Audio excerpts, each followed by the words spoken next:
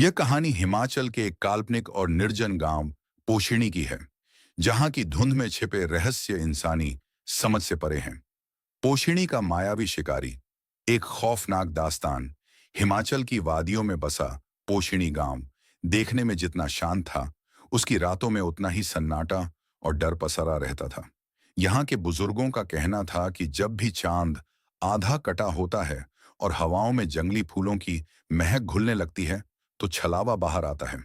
ये छलावा कोई साधारण भूत नहीं, बल्कि लोमड़ लोक, फॉक्स फॉल्क था। ऐसे जीव जो इंसान का रूप धर सकते थे, लेकिन उनकी आंखों की पीली चमक उनकी असलियत बयां कर देती थी।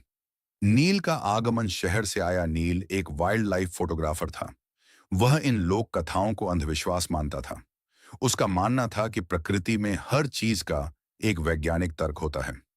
गांव के मुखिया ठाकुर बलबीर ने उसे चेतावनी दी थी, बेटा, सूरज ढलने के बाद देवदार के जंगलों की तरफ रुख मत करना। वहां शिकारी नहीं, मायावी रहते हैं। नील सिर्फ मुस्कुरा दिया और अपने भारी भरकम कैमरे के साथ निकल पड़ा। उसे क्या पता था कि वह जिसे परफेक्ट शॉट समझ रहा है, वह असल में मौत का जाल है।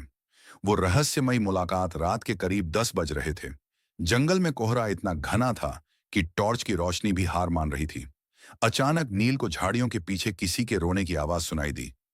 उसने कैमरा घुमाया और देखा, एक सुंदर युवती फटे हुए कपड़ों में एक पुराने पत्थर पर बैठी सिसक रही थी। उसकी त्वचा चांदनी की तरह सफेद थी और बाल रेशम जैसे काले। नील उसके करीब गया और पूछा, आप यहां इस वक्त क्या कर रही हैं? यह जगह सुरक्षित नहीं है। युवती ने सिर उठाया। उसकी आंखें अजीब तरह से झुकी हुई थीं। उसने धीमी आवाज में कहा, मैं रास्ता भटक गई हूं।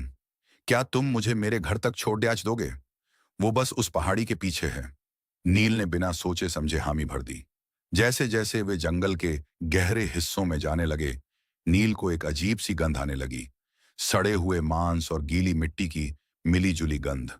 उसने गौर किया कि वह लड़की चलते समय कोई आवाज नहीं कर रही थी, जैसे उसके पैर जमीन को छू ही न रहे हों।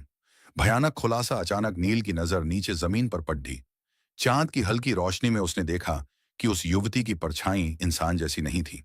परछाई में एक लंबी झाड़ीदार पूंछ और नुकीले कान साफ दिखाई दे रहे थे। नील का खून जम गया। तुम्हारा घर और कितनी दूर है? नील ने कांपती आवाज में पूछा। युवती रुकी और धीरे से मुड़ी। उसकी मुस्कान अब इंसानी नहीं रही थी।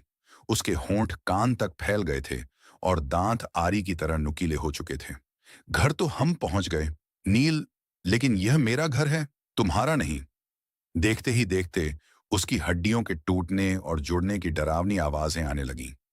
उसके खूबसूरत हाथ पंजों में बदल गए और चेहरा लंबा होकर एक लोमड़ी का आकार लेने लगा। कुछ ही सेकंड में वह एक 6 फीट ऊंचे भयानक जीव में बदल गई, जिसके शरीर पर घने बाल थे और आंखों में नरभक्षी भूख। मौत का खेल। नील पीछे की ओर भागा, लेकिन वह जीव बिजली की गति से उसके सामने आ खड़ा हुआ। वह अकेला नहीं था।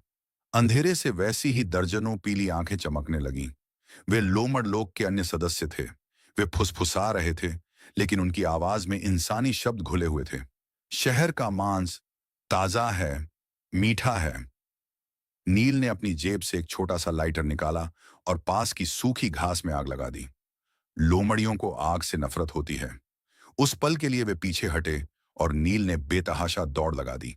पीछे से उसे इंसानी हंसी और जानवरों की गुर्राहट का एक खौफनाक मिश्रण सुनाई दे रहा था। अंत या एक नई शुरुआत? नील किसी तरह सुबह होते होते गांव की सीमा तक पहुंच गया। वह लहूलुहान था और सदमे में था। जब गांव वालों ने उसे देखा तो वे समझ गए कि क्या हुआ है। ठाकुर बलबीर ने उसे चुपचाप शहर जाने वाली बस में बिठा दिया। महीनों बाद नील अपने शहर के कमरे में बैठा था। उसने उस रात की तस्वीरें कभी किसी को नहीं दिखाईं। एक रात, जब वह अपने कमरे की खिड़की बंद कर रहा था, उसे वहीं जंगली फूलों की महक आई। उसने नीचे सड़क पर देखा, वही युवती खड़ी थी, ऊपर की ओर देख रही थी। उसने हाथ हिलाया और अपनी जीभ से अपने होंठों को चाटा। नील ने डर के मारे लाइट बंद कर दी, लेकिन उसे पता था, एक बार जब लोमड़ लोग किसी का निशान पा लेते हैं, तो वे कभी उसका पीछा नहीं छोड़ते।